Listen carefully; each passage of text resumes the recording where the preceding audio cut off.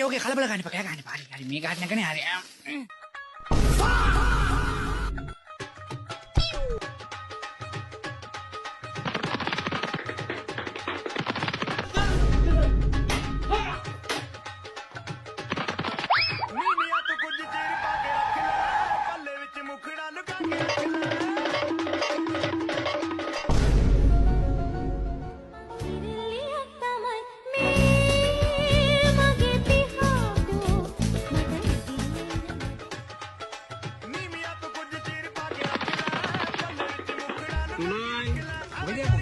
ඔයා බයිලා කතා කරන්න එපා මං